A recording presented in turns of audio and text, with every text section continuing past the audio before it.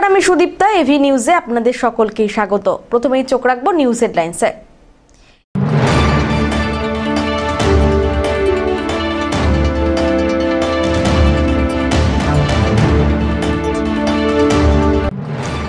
BJP নির্বাচন কমিশনকে agency হিসেবে ব্যবহার করছে, কটাক্ষ ঋতব্রত বন্দ্যোপাধ্যায়ের।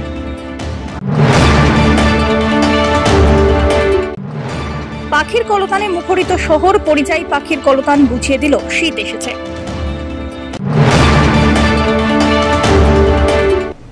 এবার আসছে বিস্তারিত সংবাদে। বিজেপি নির্বাচন কমিশনকে এজেন্সি হিসাবে ব্যবহার করছে, আর বাংলার মানুষ জীবন দিয়ে তার দাম দিচ্ছে। সোমবার এসআইআর আতঙ্কে মৃত জলপাইগুড়ির আম্বারের বাসিন্দা ভুবন চন্দ্র রায়ের বাড়িতে এলেন রাজ্যসভার সাংসদ ঋতব্রত বন্দ্যোপাধ্যায়। কথা বলেন পরিবারের সঙ্গে। পরে সাংবাদিকদের মুখোমুখি হয়ে বলেন, বিজেপির চাপে নির্বাচন কমিশন 2 বছরের কাজ 2 মাসে করতে চাইছে। মানুষকে চাপে রাখছে। শুধু সাধারণ মানুষও নন, বিএলওরাও আতঙ্কিত। এদিন আমবাড়ি থেকে জলপাইগুড়ির দক্ষিণ বেরুবাড়িতে একই আতঙ্কে মৃত টোটো চালক কমলা রায়ের বাড়িতেও যান ঋতব্রত। এই যে মেয়ের নাম না থাকা, যিনি ভোট দিয়েছেন, 24-এও লোকসভাতে ভোট দিয়েছেন, 23-এ পঞ্চায়েতে ভোট দিয়েছেন, তার নাম নেই। এবং জলপাইগুড়ি জেলায় এর আগেও আমরা 14 তারিখ খড়িয়াতে, সেখানেও একই ধরনের ঘটনা দেখেছি। এখন আমরা যাব সাউথ বেরিয়েদিকে, একই ধরনের ঘটনা ঘটেছে। অভিষেক বন্দ্যোপাধ্যায় আমাদের সর্বভারতীয় সাধারণ সম্পাদক, তিনি রাজ্যের যেখানেই এই ধরনের ঘটনা ঘটছেন, এসআইআর আতঙ্কে যে মানুষ আত্মহননের পথ বেছে নিতে বাধ্য হচ্ছেন, আমরা যাচ্ছি। তৃণমূল কংগ্রেস সর্বতভাবে এই পরিবারগুলোর পাশে আছে। এবং সবথেকে বড় কথা হচ্ছে যে শুধুমাত্র মানুষ আতঙ্কে আত্মহনন করছেন এরকম নয়, বিএলও সরকারিভাবে যারা দায়িত্বপ্রাপ্ত ব্রেন স্ট্রোকে মারা গেছেন দেখেছেন।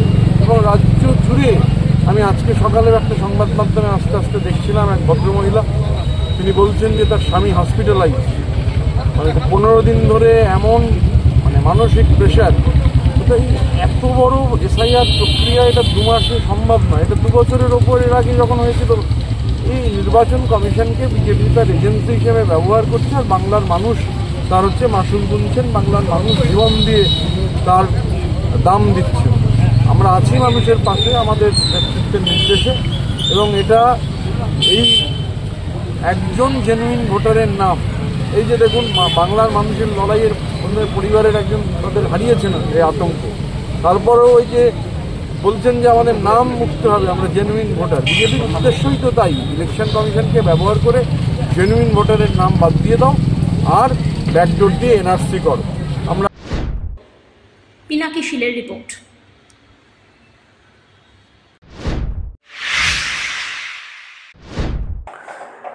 জোড়া মৃতদেহ উদ্ধারের রহস্যের ঘনঘটা শিলিগুড়িতে। ভক্তিনগর থানার অন্তর্গত আশিঘর ফাঁড়ি এলাকার থারোঘাটি অঞ্চলে রবিবার সকালে স্বামী স্ত্রীর দেহ উদ্ধার হওয়ায় ব্যাপক আতঙ্ক ছড়িয়ে পড়ে। মৃত মহিলা অনিমার দেহ পাওয়া যায় শিলিগুড়ি শহর সংলগ্ন শাহু নদীতে। অপরদিকে তার স্বামী তপনের দেহ ঝুলন্ত অবস্থায় উদ্ধার হয় কাছাকাছি জঙ্গল থেকে। দুজনেই শিলিগুড়ির ভোলানাথপাড়া এলাকার বাসিন্দা ছিল। ঘটনার প্রকৃতি এতটাই অস্বাভাবিক যে এলাকায় একটাই প্রশ্ন, এটি কি স্ত্রীকে খুন করে স্বামীর আত্মহত্যা, নাকি দুজনেই খুন করা হয়েছে? স্থানীয়দের দাবি, এতটাই অস্বাভাবিক যে এলাকায় একটাই প্রশ্ন, এটি কি স্ত্রীকে খুন করে স্বামীর আত্মহত্যা, নাকি দুজনকেই খুন করা হয়েছে? স্থানীয়দের দাবি, ঘটনাটি অত্যন্ত রহস্যজনক, কারো পক্ষে কিছুই স্পষ্ট নয়। পুলিশ সূত্রে খবর, অনিমার দেহে গলার কাছে গভীর আঘাতের চিহ্ন রয়েছে। অন্যদিকে তপনের দেহ ঝুলন্ত অবস্থায় মেলে। দুজনের মৃতদেহ উদ্ধার করে উত্তরবঙ্গ মেডিকেল কলেজ ও হাসপাতালে পাঠানো হয়েছে ময়না তদন্তের জন্য, যা ঘটনার বেশ কিছু দিক স্পষ্ট করবে বলে মনে করছেন তদন্তকারীরা।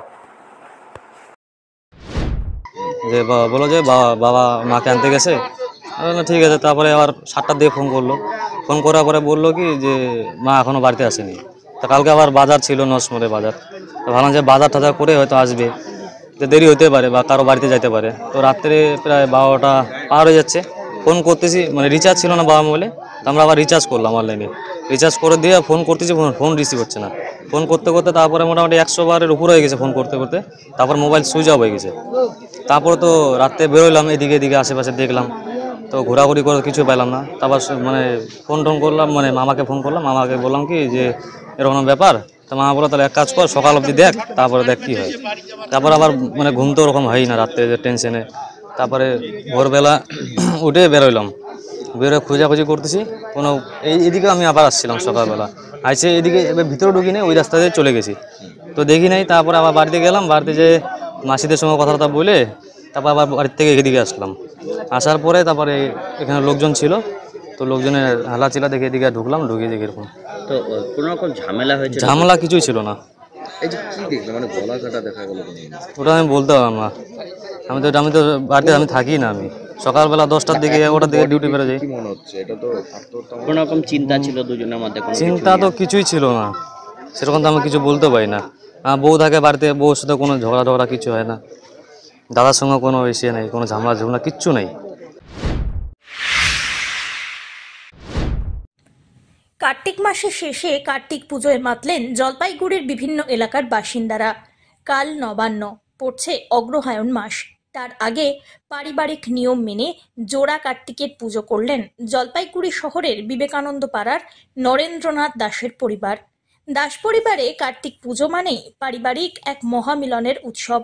পুজোকে কেন্দ্র করে দূর দূরান্ত থেকে আত্মীয় স্বজনরা এসে উপস্থিত হন পুজোয়। সকলে মিলে অত্যন্ত আনন্দ করে কাটে কার্তিক পুজোর এই রাত। পুজোর বৈশিষ্ট্য কি? 5-6 বছর আগের থেকে আমার বাবার যেটা করে তারপরে আমি জলপাইগুড়ি চাইছে এটা উঠেছি। জোড়া কার্তিক, আমার 2 ছেলে 1 মেয়ে। হ্যাঁ, এই মান্দাজ আমল থেকে পূজা হয়েছে। এই পূজায় 10-12 জন ছেলে মেয়ে হয়েছে, যে যেমন ইচ্ছা করছে সব কিছু পূরণ হয়। হ্যাঁ, আমি সুখে আছি, আমার সংসার সুখে আছে। আমি সবার মঙ্গলের জন্য আমি এই পূজা করি।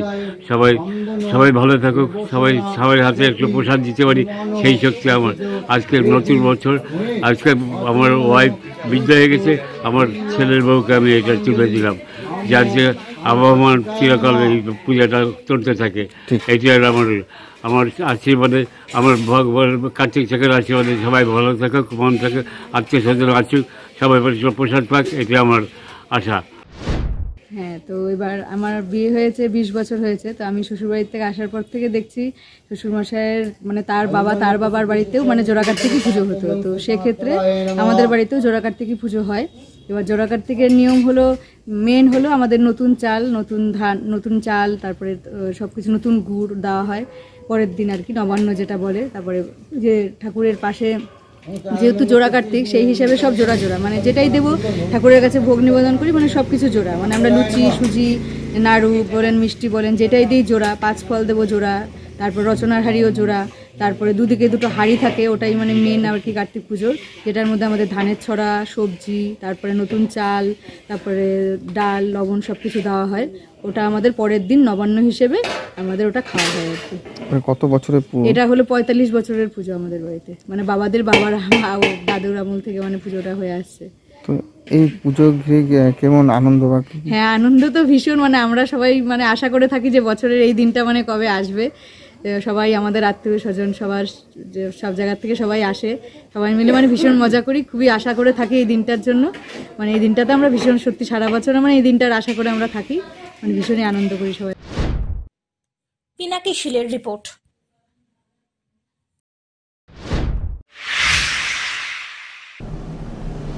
নিয়ে নিচ্ছে ছোট্ট একটি বিরতি, ফিরে আসছি বিরতির পর, সঙ্গে থাকুন।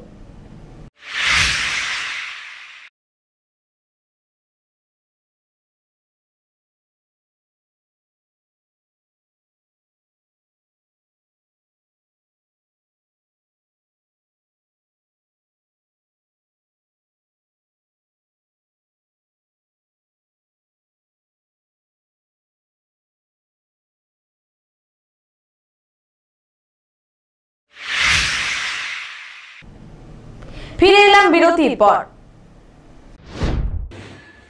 জলপাইগুড়িতে শীতের সুর বেঁধে দিল পরিযায়ী পাখির দল। শীত জাঁকিয়ে পড়ার আগেই পাখির কলতানে মুখরিত জলপাইগুড়ি শহর সংলগ্ন ভাটাখানা শোভাবাড়ি এলাকা। বাসিন্দাদের দাবি, পরিত্যক্ত এই ইটভাটার জলাশয়ে কয়েক দশক থেকে শোভা বাড়িয়ে আসছে পরিযায়ী পাখি। প্রত্যেক বছরই শীতের আগমনী বার্তা বয়ে আনে ওরা। দীর্ঘ পথ পাড়ি দিয়ে ইউরোপ, ইউরেশিয়া, মঙ্গোলিয়া থেকে উড়ে আসে। এবছর এখনো পর্যন্ত এসে পৌঁছেছে চখা পাখি, নর্দার্ন চিল, নর্দার্ন ল্যাম্প উইং ইত্যাদি। হ্যানহেরিয়ার, কমন মুরগন, বালি হাঁসের দলও এসেছে। প্রতি বছর পাখি দেখতে ভিড় জমান বহু মানুষ। তাঁদের ভিড়ে মিলেমিশে একাকার হয়ে যায় পাখির কলতান। তবে সাধারণ মানুষের সঙ্গে মিশে চোরা শিকারীরা যাতে অতিথি পাখিদের কোনো ক্ষতি না করতে পারে তার জন্য অত্যন্ত সতর্ক অঞ্চলের এলাকাবাসীরা। তো এবার শীত আসার আগেই তো আমাদের কাছে একটা বড় পাওনা যে পরিযায়ী পাখি যে অন্যান্যবারের তুলনায় এবার অনেক বেশি, এবং আপনারা হয়তো দেখতেই পারবেন যে সুন্দর একটা আওয়াজ, মানে এই পরিবেশ কোথাও পাওয়া যায় না।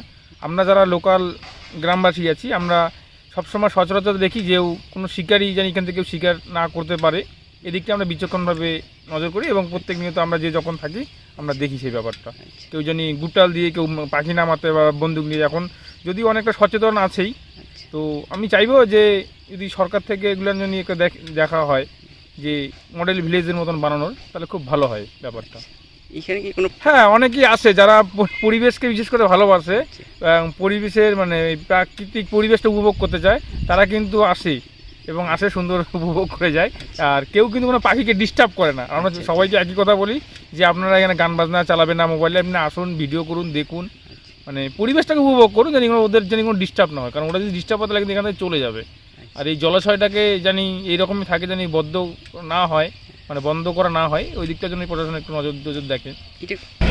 এই বছর তো অনেক তাড়াতাড়ি আসলো পাখিগুলা, প্রত্যেকবারই আসে এরকম, প্রতি বছরই এখানে আসে, অনেকে সেলফি টেলফি উঠায়, খুব ভালো লাগে, যেন পরিবেশটা রক্ষা করতেছে। অনেক বিদেশি পাখিগুলা এখানে আসতেছে, তার সাথে আমাদেরও খেয়াল রাখতে হবে যেন পাখিগুলা মানে সংরক্ষিত ভালো থাকে, সেক্ষেত্রে একটু খেয়াল রাখতে হবে। পাখি শিকারি এখন অবধি আসে না, যাই হোক বন দপ্তর যদি আর একটু খেয়াল করে তবে পাখিগুলো আরও ভালো থাকবে। কতদিন ধরে আসতেছি পাখি সব? প্রায় 15-20 বছর ধরে তো আমি দেখতেছি। আচ্ছা, এখানে আসছি। এই জলাশয়ে সারা বছর জল থাকে? হ্যাঁ, জলটা সারা বছর থাকে। এই এলাকাটা কোন এলাকায় পড়ে? ওটা শোভাবাড়ি? এটা শোভাবাড়িও পড়ে, ভাটাখানা আর কি। এলাকাবাসী চাচ্ছে যেন আরও পরিযায়ী পাখি আসুক, জায়গাটা ভালো থাকুক। এটা পর্যটন কেন্দ্র? হ্যাঁ, পর্যটন কেন্দ্র তৈরি হোক, যেন মানুষ এসে এখানে সেলফি টেলফি আরও উঠাইতে পারে। এটা সত্যি খুব আনন্দের, এবং আমার মনে হয় শীতের শুরুতেই জলপাইগুড়ির মানুষের কাছে এটা একটা বাড়তি পাওনা যে এই পরিযায়ীরা যারা আমাদের আতিথেয়তা গ্রহণ করে আসছে দীর্ঘ বছর ধরে, কয়েক দশক ধরে, জলপাইগুড়ির এবং তার আশপাশের এলাকায় শীত সেই অর্থে কিন্তু জাঁকিয়ে পড়েনি, কিন্তু দেখা যাচ্ছে যে পাখিদের আনাগোনা অনেক বেশি বেড়ে গেছে, বিশেষ করে শোভাবাড়ি এলাকায়, যেখানকার মানুষেরা সবসময় সতর্ক থাকছেন গত কয়েক বছর ধরে আমরা দেখছি, এবং সেই এলাকার শোভাটাকে তারা বাড়িয়ে যাচ্ছেন। সত্যি কাছে আমাদের কাছে এটা অত্যন্ত আনন্দের, এবং এইখানে যে ধরনের পরিযায়ীরা এসছে বিভিন্ন জায়গা থেকে, তার মধ্যে আমরা ইউরোপের বিভিন্ন জায়গা, এশিয়ার বিভিন্ন জায়গা এবং ইউরেশিয়া, এরকম বিভিন্ন জায়গা থেকে আসছে যে পাখিগুলো আসছে মূলত। তার মধ্যে দেখা যাচ্ছে নর্দার্ন টিল, নর্দার্ন ল্যাপউইং আছে, কমন মুরহেন আছে, চখাচখি আছে, যেটা আমরা উত্তরবঙ্গের লোকে বলি রুডি সেলডাক, এই ধরনের প্রচুর পরিযায়ীরা আছে। এবং এটা খুব আশ্চর্যের লাগছে যে এই বছর শীত সেই অর্থে পড়েনি, কিন্তু প্রচুর পরিমাণে পরিযায়ী এসে জমায়েত হয়েছে এই জায়গায়, এবং সেখানকার মানুষ অত্যন্ত মানে আন্তরিকতা দিয়ে সেটাকে সতর্কভাবে পাহারা দিচ্ছেন। এটাও সত্যিকারের আমাদের কাছে অনেক বেশি পাওনা। মানুষ তাহলে এটা থেকে পরিষ্কার যে এটা বোঝা যায় যে মানুষ সচেতন হয়েছে পশু পাখি সম্পর্কে। সুতরাং এটা আনন্দের খবর, এবং আমি জলপাইগুড়িবাসীর কাছে এটা সবার সাথে ভাগ করে নিতে চাই। পিনাকি শীলের রিপোর্ট।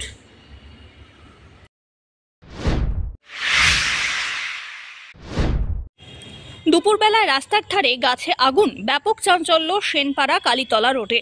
মাঝ দুপুরে হঠাৎই রাস্তার পাশের এক গাছে আগুন জ্বলতে দেখে চাঞ্চল্য ছড়ায় জলপাইগুড়ির সেনপাড়া কালীতলা রোড এলাকায়। সোমবার দুপুরবেলায় প্রায় 3 নাগাদ ঘটনাটি ঘটে। চোখে পড়তেই থমকে যান পথচারীরা। প্রথমে কেউ বুঝে উঠতে পারেননি, তবে দ্রুতই স্পষ্ট হয় আগুন লাগার কারণ।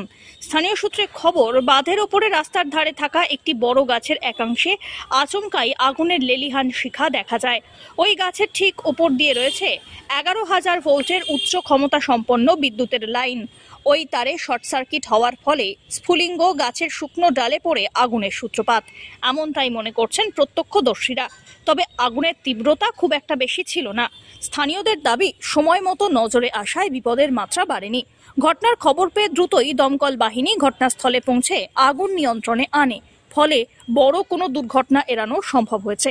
এই ঘটনায় স্বস্তি ফিরেছে পথচারী, বাসিন্দা এবং এলাকার ব্যবসায়ীদের মধ্যে। দমকলের তৎপরতাকেও সাধুবাদ জানিয়েছেন সকলে। ধীমান রায়ের রিপোর্ট।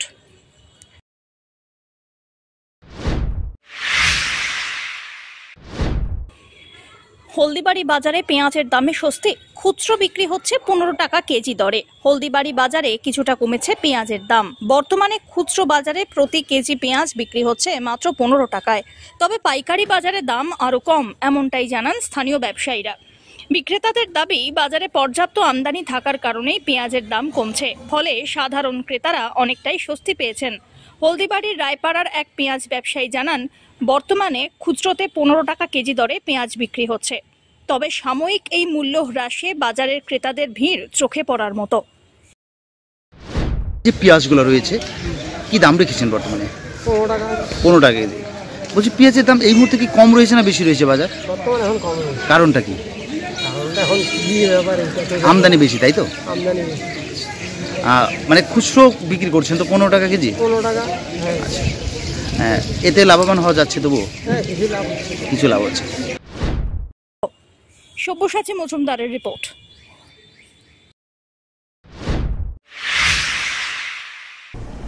শেষ করবার আগে নিউজ হেডলাইন্স আরো একবার।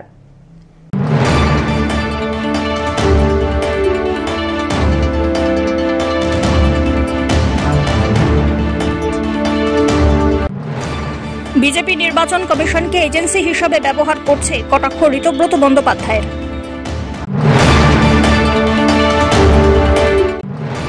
পাখির কলতানে মুখরিত শহর, পরিযায়ী পাখির কলতান বুঝিয়ে দিল শীত এসেছে।